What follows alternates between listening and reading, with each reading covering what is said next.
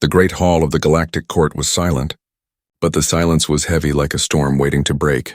Tall alien judges with glowing eyes sat on high seats, their robes shining with silver threads. Soldiers lined the walls with their weapons ready, and in the center stood a young alien woman with chains around her wrists. She was a princess, proud and cold, her head held high even though the chains cut into her skin. Her people whispered her name with fear and respect. She was known as a warrior of her kind, never bending, never begging. But now she stood before the council as a criminal. Her crime was not small. She had betrayed her own kind by speaking against their war. She had told the truth, that the endless fight with humans was not victory but slow destruction. For this crime they could have chosen death. But the council wanted a punishment worse than death. They wanted humiliation. The head judge rose, his voice deep like thunder. "Princess Liara," he said, his sharp teeth glinting in the light. "You betrayed your blood. You spoke against your own people. For such a crime we give you a sentence fitting for your pride. You will be given to a human not as a guest, not as an ally, but as a wife." Gasps filled the hall. Some laughed, some jeered. The words hit her heart like fire.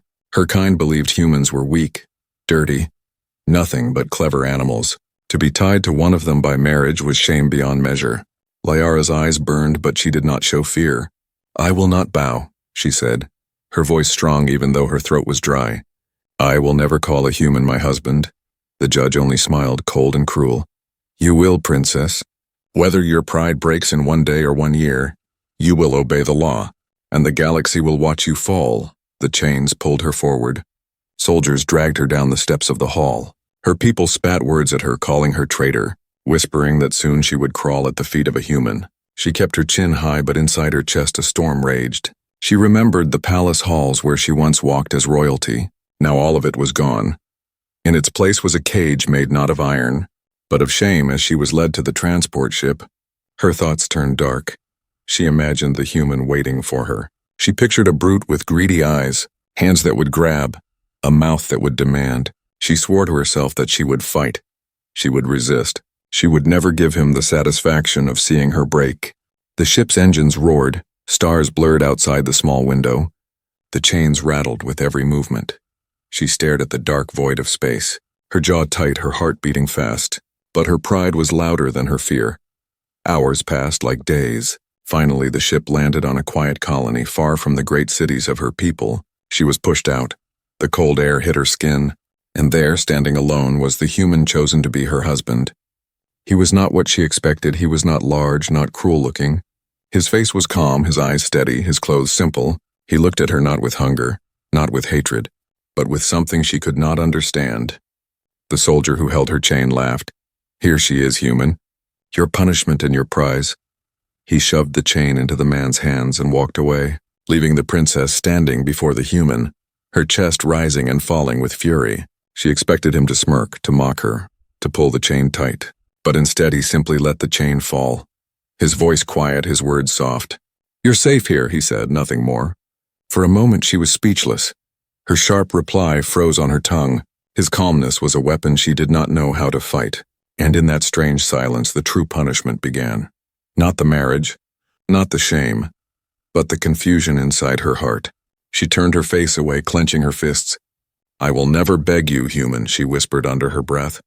Her pride standing like a wall, but deep inside, a small voice she refused to hear asked, why did his words sound different from every other voice in her life?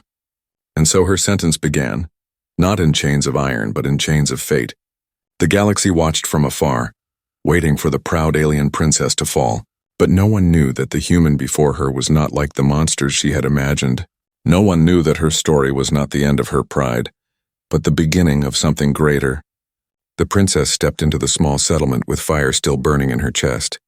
The chain that once tied her wrists was gone, but she felt another chain, invisible and heavier, the chain of shame. She had been handed to a human like an object. Like a trophy, the human walked ahead of her, quiet, his back straight, his steps steady. Not once did he look back to see if she followed. She expected him to drag her, to command her, but he only walked as if she was free to turn away any moment. It confused her.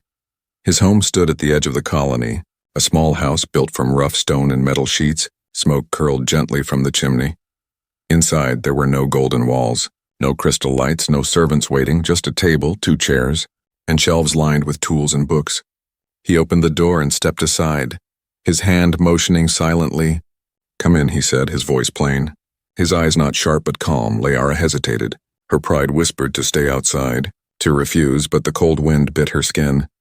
Finally, she stepped inside, her eyes scanning everything with disgust and curiosity. She expected him to demand something at once, perhaps food, perhaps obedience, but he only placed a jug of water on the table and sat down, his rough hands folding. His gaze resting on the wooden floor. Minutes passed. Silence heavier than chains filled the room. At last she broke it, her voice sharp. "Do you think I will bow? Do you think I will call you husband?" He lifted his eyes, not angry, not mocking, just steady. "No," he said simply. "I don't need that." The words hit her like a blow. She blinked, confused, her lips parted, but no sound came out. This was not what she expected. She had built her armor for battle, for cruelty, but not for this. The man leaned back in his chair, his face calm, his voice low. "You don't know me, and I don't know you. But I didn't ask for this either." He paused, then added, "You can hate me if you want. But you're safe here." That word again, safe. It echoed in her chest, louder than the beating of her heart. She looked away quickly, afraid he might see the confusion in her eyes. He stood up, picked a blanket from a shelf, and placed it on the small bed in the corner. "You can rest there, I'll sleep outside," he said. Then, without waiting for her reply, he left the house. Liara sat frozen, her claws curling into her palm. Why did he walk away? Why did he not use the power the court had given him? He had every right to command, to own, but instead he left her with the bed. For hours she sat in silence. Her pride told her to throw the blanket on the floor, but her body betrayed her. The warmth of the blanket called to her. The bed was rough, not silk, not soft, but when she lay down, her eyes grew heavy, and for the first time in weeks she slept without chains cutting her wrists. Outside, the human sat by the fire, watching the stars, his thoughts heavy. He had not asked for this marriage. He did not want a wife forced upon him. Yet he knew the galaxy was cruel, and this woman, this princess, was more prisoner than bride. The next morning, Liara woke to the smell of food. She stepped out to find him cooking simple bread over the fire. He offered her a piece without a word. She took it with a glare, but the warmth in her hands betrayed her hunger. She ate quickly, then cursed herself for doing so in front of him. As days passed, she watched him work. He fixed tools, repaired fences, built small things with his hands. There was strength in him. Not loud, not cruel, but quiet strength. His muscles moved with purpose. His face never twisted in anger. She tried many times to provoke him. Sharp words, insults, even silence meant to wound, but he never reacted, never gave her the satisfaction of a fight. Instead, he answered simply or walked away. It was not weakness, she realized, it was control, and that unsettled her more than if he had struck her. One night she asked coldly, "Why do you not hate me? My people destroyed your colonies, killed your kind, burned your homes. Do you not hate me for that?" The man paused in his work, the firelight flickering on his face. His eyes dark but steady. "Hate is heavy," he said at last. "I've carried enough of it, I don't need more." Her chest tightened. She turned away, unable to meet his gaze. She wanted to call him weak, but the words stuck in her throat, and so the days turned into weeks. Each moment between them was a quiet battle. Her pride against his calm, her fury against his silence. She thought her sentence would break her quickly, but instead it was stretching her, reshaping her in ways she did not understand. In the stillness of his home, she felt something she had never known in her palace of gold and crystal. Not fear, not command, but a strange peace. And that peace was more dangerous than chains. She whispered to herself one night, staring at the ceiling. "This human, he is not what I thought." But her pride quickly silenced her own voice, reminding her of her vow, reminding her she would never beg for his touch. Never, yet deep inside a seed had been planted. Quiet, hidden, waiting to grow, and neither of them yet knew how far it would take them. The first nights in the human's house felt colder than the chains of the court. There were no servants to light fires, no guards to bow their heads, no music in the halls, only silence broken by the sound of wind scratching against the wooden walls. Liara, the princess, sat stiffly on the edge of the small bed, her arms wrapped around herself. The blanket warmed her skin, but not her pride. In her palace she had never felt small, but here every wall, every shadow, reminded her of what she had lost. The human moved about the house quietly, his boots heavy on the wooden floor. He cooked, he cleaned, he fixed broken things, never asking for help, never asking for her company. He acted as if she was just There she hated it. She wanted him to order her. To shout, to prove himself cruel. Then she could fight back, she could scream. But his silence was sharper than a blade. On the third night she tried to test him. She pushed the plate of food away with a sneer. "Do you think I'll eat your human scraps?" she hissed, her sharp teeth flashing. He only shrugged, picked up the plate, and set it on the table. "Suit yourself," he said, then sat down to eat alone. Her stomach growled in betrayal. By morning she had stolen a piece of bread from the table when he wasn't looking. She hated herself for the hunger, but hated him more for not even pointing it out. Days turned into a rhythm. He left at dawn to work, building fences, repairing machines, cutting wood. He came back late, hands rough, clothes dusty, and always placed food on the table for her. She watched him sometimes from the window, the way he carried heavy logs on his shoulders, the way his arms flexed when he hammered metal. There was no glory in it, no gold, but there was strength, steady and unshaken. One evening, rain fell hard. The roof began to leak. Drops fell onto the floor. She sat with her arms crossed, expecting him to run about in panic. Instead, he calmly climbed up with tools and began to patch it. She frowned, anger bubbling inside her chest. Why did nothing shake him? Why did nothing break him? When he returned, soaked and dripping, she asked sharply, "Why do you live in this cold place? No riches, no servants, nothing but stone and wood." He looked at her, water dripping from his hair. "Because it's mine," he answered, then walked past her, leaving muddy prints on the floor. The words echoed in her head. Because it's mine, he owned nothing grand, but he spoke of it with pride greater than kings. That night she lay awake listening to the storm. Her thoughts restless. In her palace she had commanded hundreds, yet here this human lived alone and survived without fear. Was this strength or foolishness? She couldn't decide. The next morning she found herself staring at the shelves in his home. Books lined in neat rows, tools sharpened and organized. He was not careless, he was deliberate. Each item had purpose. Each place had meaning. It made her uneasy. It made her feel like she was the one without order. She tried again to break him. She knocked one of the books onto the floor. The pages scattering, he turned, saw it, and for a moment she thought she had finally angered him. But instead he bent down, picked it up, brushed the dust, and put it back in place. "That one's about stars," he said simply. "If you care to read." She turned her face away with a scoff, but later, when he was outside, she touched the book, her claws tracing the cover. Her people had always told her humans were savages. Yet here was one who read about stars at night. When he lay on the floor beside the fire, she glanced at him from the bed. The flames cast shadows across his face. He looked tired but peaceful. There was no greed in his eyes, no cruelty in his hands. She whispered to herself in the dark, "Why does he not treat me like a prisoner? Why does he not try to break me?" Her pride kept her mouth shut when he offered food. Her pride kept her arms crossed when he worked. But her eyes betrayed her, following his movements, measuring his silence. The house was cold, but there was warmth in small things. In the fire he built each night, in the bread he baked, in the way he never chained her even though the law allowed him to. And slowly, though she fought it, she began to feel something she did not want to name, something more dangerous than hatred. On the seventh night she dreamed of her palace, golden walls and bright halls, but when she woke, it was the sound of his steady breathing by the fire that calmed her racing heart. The cold home was becoming something else, something she feared more than the court sentence. It was becoming a place she could not ignore. The days passed slowly in the human's house, yet each day left a mark on Liara, the alien princess who once stood proud before her people. Her vow to never bend, never bow still echoed in her mind, but her heart was beginning to hear another voice, softer, quieter. The weather turned colder. Winds howled through the valley, and one night the storm grew fierce. Rain pounded the roof, thunder shook the sky. The house trembled with each strike. Liara sat near the window, her arms crossed, pretending she was not afraid, but her claws dug into her palm. The human moved calmly through the house, checking the roof, sealing the shutters, his face steady even as lightning split the sky. She hated that calm, hated that nothing seemed to shake him. It made her feel smaller, weaker. When he climbed to the roof to fix a broken panel, she watched through the window. The storm lashed against him, the wind pulling at his clothes. She felt an unfamiliar tension rise in her chest. What if he fell? What if the storm swallowed him?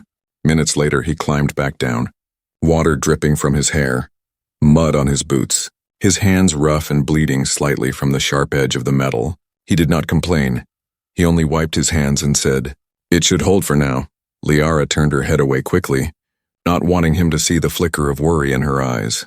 Later that night, another part of the roof began to leak. Water poured into the small home. She moved to grab a bucket, her claws slipping on the wet floor. Her feet lost balance. She cried out as her body tilted toward the sharp corner of the table. But strong hands caught her, steady and warm. She froze in his grasp, his arm firm around her waist. Their eyes met for a brief second. The storm outside vanished in that moment. Her heart thundered louder than the sky. She pushed him away quickly, her face burning with shame and anger. "Don't touch me," she hissed, but her voice lacked strength. Her chest rose and fell too fast, her claws trembled. He only nodded, stepped back, and said calmly, "Be careful," then returned to fixing the leak as if nothing had happened. But for Liara, everything had changed. She could still feel the warmth of his hand on her waist, the strength of his grip, not harsh, not greedy, but protective. It haunted her long after the storm passed. That night she lay awake, the memory replaying in her mind. She whispered to herself. It was just instinct, nothing more.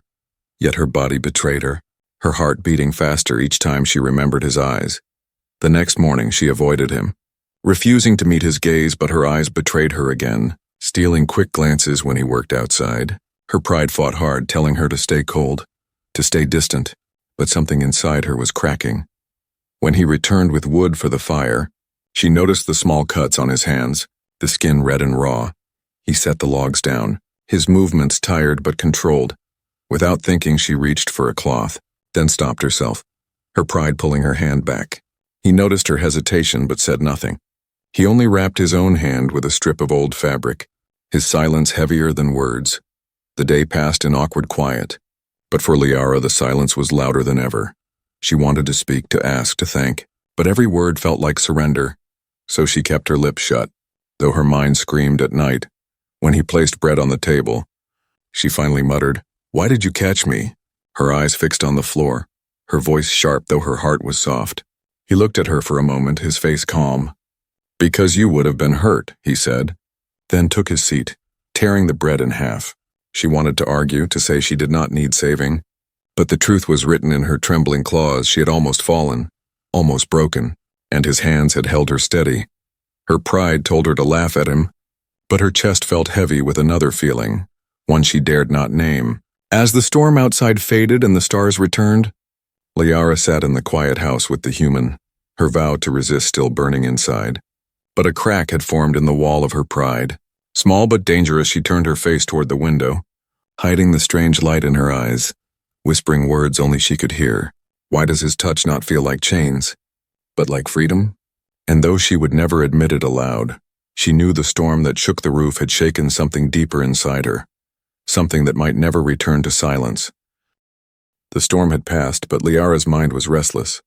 She could not forget the feel of his hands catching her, the warmth that still lingered on her skin. She told herself it meant nothing, only instinct, only survival, yet every night since then she remembered it. The human lived as if nothing had changed. He worked in the fields, repaired tools, and cooked simple meals. His silence was steady, his eyes calm. It infuriated her because inside her own chest there was chaos. She began to notice small things she had ignored before. The way he fixed a broken fence with patience, the way he gave food to a stray animal that wandered near the house, the way he spoke to no one with cruelty, not even her. Her people had always said humans were savages, greedy and weak, but this man showed none of that. Instead, he showed a strength that was quiet, a strength that came from patience, from control, from kindness. At night, she lay on the bed, staring at the ceiling, asking herself questions she had never thought before. Why doesn't he hate me? Why doesn't he want me? What does he see when he looks at me? Her pride tried to silence those questions, but they grew louder each day. One evening, she broke the silence, her voice sharp but hiding her true curiosity. Why do you never ask anything of me, human? Do you not want a wife? Do you not want power over me? He looked at her with steady eyes, his voice calm. No, he said simply, I don't want power, and I don't need to own you. Her chest tightened at those words. She wanted to laugh, to call him a liar, but his face showed no trick, no game. Then why do you not send me away? She pressed, her claws digging into the table. Why keep me here at all? He paused for a long moment, the firelight flickering across his face. Because leaving you alone would mean letting them win, he said. You're not my enemy, Liara, not anymore. Her heart skipped. She turned her face quickly so he would not see the confusion in her eyes. That night she could not sleep. The question circled in her head. If she was not his enemy, then what was she? The next morning she found herself helping him without meaning to. When he carried heavy logs into the house, she moved to steady one before it slipped. He gave her a small nod of thanks, nothing more. But the simple gesture warmed her more than fire. She cursed herself silently, her pride screaming that she had shown weakness. Yet the warmth remained, as days turned into weeks. Her sharp words grew softer. Instead of insults, she asked questions. Why do you build this way? Why do you read those books? Why do you work so hard alone? He answered each one with patience, never mocking her for not knowing, sometimes even showing her how to hold a tool, how to light the fire properly. She told herself she did not care, but her hands remembered his guidance. Her eyes followed his movements with quiet focus. One night, as the fire burned low, she whispered without meaning to, "Do you ever regret it, being forced to marry me?" He looked at her, his face calm as always. "No," he said softly. "Regret wastes time." Her throat tightened, her chest heavy with questions. She wanted to ask more, but fear of the answers kept her silent. When she lay down that night, her heart beat fast. She stared into the darkness and asked herself the question she could no longer ignore. Why do I want him to touch me? Why do I care for his words? Why do I look for his eyes when he enters the room? She turned on her side, her claws curling into the blanket, whispering to herself, I cannot, I must not. He is human. I am princess. This is punishment. Not choice, but even as she spoke, her heart gave the true answer, quiet and undeniable.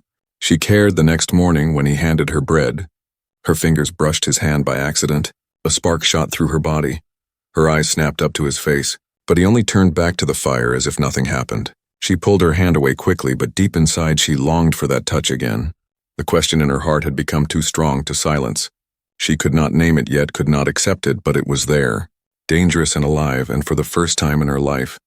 Princess Liara feared not the judgment of her people, not the shame of her sentence, but the answer to her own heart's question. What if she no longer wanted freedom from this human? What if she wanted him? The quiet days in the small house were slowly changing Liara. Each sunrise brought new questions in her heart, but her pride kept her silent. She told herself this was only survival, nothing more. Yet her eyes betrayed her whenever she looked at the human. One morning the peace was broken. Heavy engines echoed through the valley. The ground trembled as a ship landed near the settlement. Liara stiffened at the sound, her claws curling. She knew that noise. It was her people. The door opened before she could speak.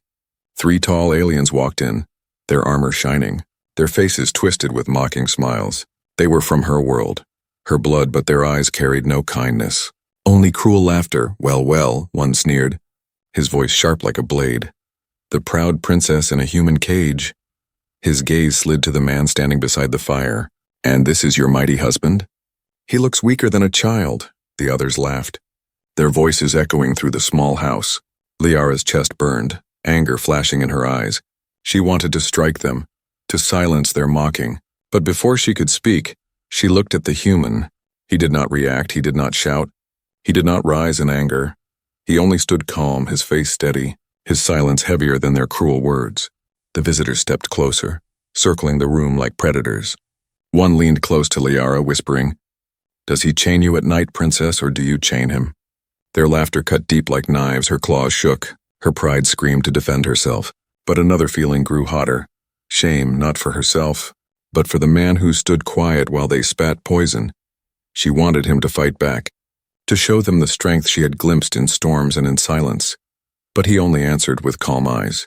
You've had your fun, leave, he said, his voice low, not shaking. The aliens laughed again. One slammed a hand on the table. Or what, human? You'll hit us with your wooden tools? You should be on your knees thanking us for leaving you with her. Liara's chest tightened. The shame twisted into something new. Pain. For the first time she did not want to see him insulted. For the first time she wanted to stand between him and their words. But the human did not flinch, he only repeated, Leave, his voice calm, steady. A rock against their storm. The aliens finally grew bored, their laughter fading into smirks. Keep her then, human, one said, but remember, she was once royalty, and now she's nothing but your punishment." With that, they turned and left, their ship roaring back into the sky. Silence filled the house again, heavy and sharp. Liara's claws dug into the wood of the chair, her chest rising and falling too fast. She looked at him, expecting anger, expecting shame. But he only picked up the broken plate one of the aliens had knocked down, setting it back on the shelf. "You let them insult you," she hissed, her voice trembling. "You let them mock you, mock me. Why didn't you fight back?" He turned his calm eyes to her, his voice even. "Because their words are nothing. Fighting them would give them power. I don't waste strength on shadows." Her lips parted. But no words came. She had lived her life in fire and rage, always answering insult with blade. And here stood a man who refused to waste anger. That night she sat alone, her mind a storm. She hated the visitors. She hated their cruel laughter, but she hated something else even more. The way her heart hurt when they mocked the human. She whispered into the darkness. "Why does it matter to me? Why does it burn when they insult him?" Her pride had always been her shield, but now cracks were spreading wider. She could no longer deny it. She wanted to protect him, the same human she once swore never to bow to. As she lay awake, her claws pressed to her chest, she finally admitted the truth she had tried to bury. She no longer cared about her people's judgment. She cared about his, and the thought terrified her more than chains outside the house. The wind carried the echo of the visitors' laughter into the night. But inside, another storm was rising, one not of hate or anger, but of something far more dangerous. Liara closed her eyes and whispered the question she could not escape. "Am I falling? For him?" The night after the visitors left was heavy with silence. Liara could not sleep. Every time she closed her eyes, she saw their mocking faces, their cruel laughter, and her heart burned. Not for herself, but for him. For the human who had stood calm while their words cut like knives. She told herself he was weak for not fighting back. But deep inside, she knew it was not weakness. It was something else, something she did not yet understand. The following day was quiet, until the alarms of the settlement screamed through the valley. A red light flashed in the distance. Shouts carried through the wind. Raiders. Liara rushed to the door, her claws ready, her chest pounding. Raiders were no simple thieves. They were killers. They came with fire and blood, and the colony was small, fragile. She turned to see the human already moving, not in panic but in calm focus. He grabbed a pack, tools, and an old rifle, his face steady, his eyes sharp. Not the calm silence she had seen before, but something new. "Cold fire, stay inside," he said firmly, his voice carrying weight, not cruel but commanding. For a moment she wanted to argue, to shout, but his eyes froze her words. There was no fear in them, only resolve. Through the cracks of the window she saw the raiders enter the settlement, armored beasts, their weapons glowing, their ships casting shadows over the fields. Screams filled the air as they dragged people out, setting fire to homes. The human moved like a shadow, his steps silent. His rifle steady, he did not rush, he did not shout. He waited for the right moment, then fired. One raider fell, another staggered, his aim precise. His hands unshaking, Liara watched in shock. This was not weakness, this was not silence. This was power.